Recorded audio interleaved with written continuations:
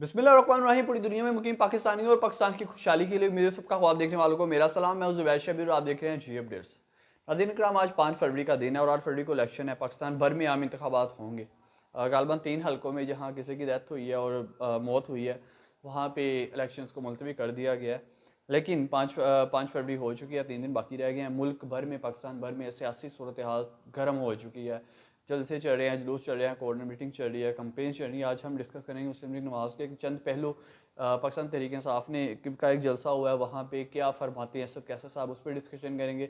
साथ साथ निगरान हुकूमत पे डिस्कशन करेंगे और पाकिस्तान पीपल्स पार्टी पे भी डिस्कशन करेंगे। लेकिन उससे पहले आपको बताता चलूँ, अगर आपने अभी तक चैनल को सब्सक्राइब नहीं किया, जल्दी से सब्सक्राइब करें, बेल आइकन पर लास्ट भी क्लिक करें ताकि आने वाली वीडियोज़ आप तक पहुँच सके।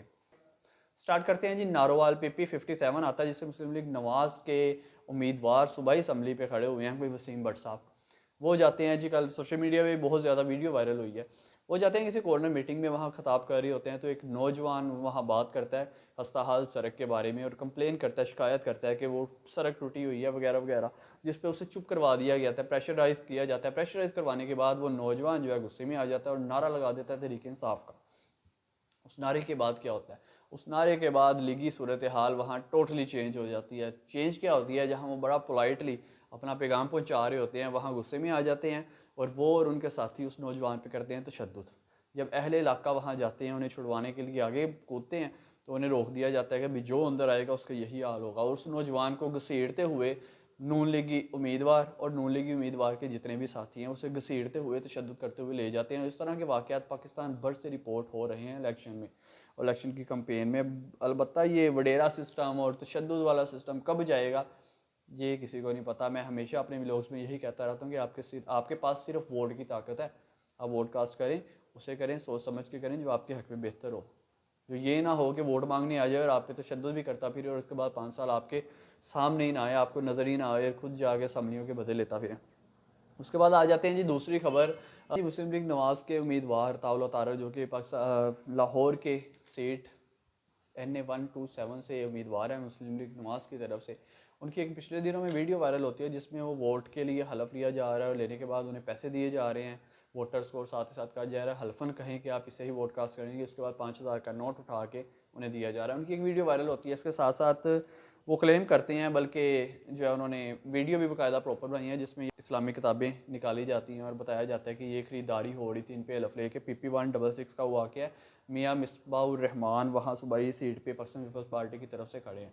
तो इलेक्शन कमीशन की तरफ से नोटिस जारी कर दिए गए हैं जी दोनों को, तावला तारर साहब को और मियाँ मिसबाउर रहमान को साहब को, यानी पाकिस्तान मुस्लिम लीग नवाज़ को और साथ ही साथ पाकिस्तान पीपल्स पार्टी को, दोनों को नोटिस जारी कर दिए गए हैं। तीसरी हमारे पास लीड है जी स्वाबी। कल जैसा है हमसे खिताब कर रहे थे वहाँ असद कैसर साहब। वो कहते हैं जी ये जो भी फैसले हो रहे हैं मुल्क पाकिस्तान में, ये मरीम नवाज़ और नवाज शरीफ के हुक्म पर हो रहे हैं। और ये बहुत बड़ा उनका जो है ना, क्या उसे कहते हैं, एक बहुत बड़ी उन्होंने बात कर दी है। साथ ही साथ वो जिक्र करते हैं कि मैं उन केसेस की बात कर रहा हूँ जो तोशाखाना केस आ जाता है, साइफर केस आ जाता है, गैर शरई केस आ जाता है, कि इन पे जो भी फैसले हो रहे हैं वो सारे उन दोनों के हुक्म पे हो रहे हैं। और इस पे जो सज़ाएँ सुनाई जा रही हैं, एक केस पे 14 साल की सज़ा सुना दी गई है, एक केस पे 10 साल की, एक केस पे 7 साल की सुना दी गई है। और अभी बाकायदा तकरीबन 2 से 3 केसेस पाकिस्तान तहरीक इंसाफ के पड़े हुए हैं और उम्मीद यही यही है, बल्कि समझा भी यही जा रहा है और मेरा भी यही स्टांस है कि 8 फरवरी से पहले पहले इन पर भी जो है ना सज़ा सुना दी जाएगी तहरीक इंसाफ के बानी इमरान खान साहब को। उसके बाद चले जाते हैं जी, पाकिस्तान तहरीक इंसाफ का जलसा तो हो गया। आगे जी हैदराबाद में कल बिलावल भुट्टो जरदारी साहब जलसा आयाम से खिताब कर रहे थे, जिसमें वो कहते हैं जी इलेक्शन जीत कर नफरत और तकसीम की सियासत को ख़त्म कर दूंगा। और ये कह कौन रहा है, ये बिलावल भुट्टो जरदारी जो PMLN के साथ इत्तेहाद कर चुके हैं, PDM का हिस्सा रह चुके हैं और क्या उसे कहते हैं टारगेट करते रहे इमरान खान साहब को कि ये लाडला बनाया गया है, इसे ये किया गया, इसे वो किया गया। उसके बाद एक दौर में ये नवाज शरीफ को भी टारगेट करते रहे हैं, शहबाज शरीफ को भी टारगेट करते रहे हैं, मरियम नवाज़ को करते रहे हैं, मौलाना फजलुर रहमान को करते रहे हैं, इवन इनके बाप वालिद मुहतरम जनाब आसफ़ अली जरदारी वो भी करते रहे हैं।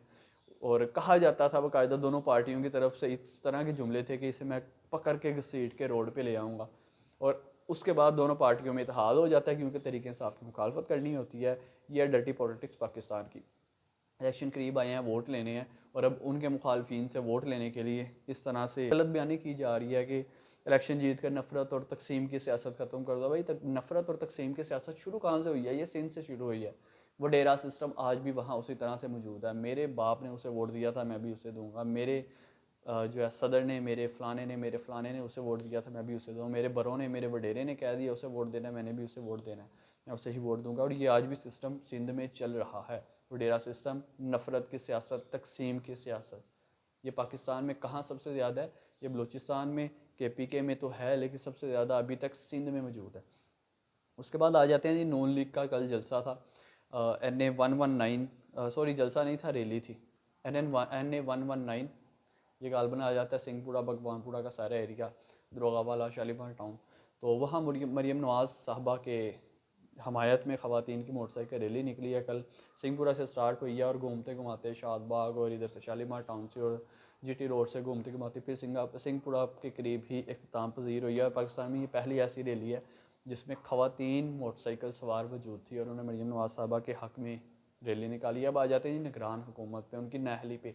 PIA पाकिस्तान एयरलाइंस को जो है वो करने जा रहे थे, निजकारी करने जा रहे थे, लेकिन इलेक्शन कमीशन ने उन्हें मना कर दिया, ख़बरदार कर दिया, आप नहीं कर पाएंगे। उसके बाद ही कहते हैं पाकिस्तान में जमहूरियत बेहतरी की तरफ गामजन हो रही है। भाई किनू जमहूरियत तुसी कहते हो? फ्री एंड फेयर इलेक्शंस के नाम पे यहाँ जो है पकड़ दकड़ हो रही है, यहाँ मारधार हो रही है, यहाँ हलफ लिए जा रहे हैं, आप इसे जमहूरियत कहते हैं? फिर उसके बाद ये DCs का जो मामला हुआ है, ISIS का मामला हुआ है, जिस तरह से इन्होंने अपने भागे हैं, अपने दफ्तरों से भागे हैं, कभी ताले लगाए हैं, कागजात नामजदगी लिए नहीं है, जिन्हें जमा करवा दी हैं, उसके बाद उन्हें रिजेक्ट कर दिया गया, इलेक्शन ट्रिब्यूनल में फैसला गया, सुप्रीम कोर्ट में फैसला गया, हाई कोर्ट में फैसला गया, हर बंदा हर उम्मीदवार जलील होता फिर रहा है। इसे आप जमहूरियत कहते हैं कि जमहूरियत बेहतरी की तरफ गामजन है? सदके बई ਤੁਹਾਡੇ पता नहीं PM ਤੁਹਾਨੂੰ किन्ने बना छड़े। अलबत्ता मामला जो भी है जी, उम्मीद तो यही करते हैं जो भी हो पाकिस्तान के हक में बेहतर हो और फ्री एंड फेयर इलेक्शंस हो। 3 दिन बाकी रह गए हैं और 2 दिन इनके पास रह चुके हैं कंपेन की, और बाकी एक दिन जो है क्योंकि 24 घंटे पहले तक वो ख़त्म कर दिया जाता है, उसके बाद ये इलेक्शन कंपेन नहीं कर सकते किसी किस्म की भी।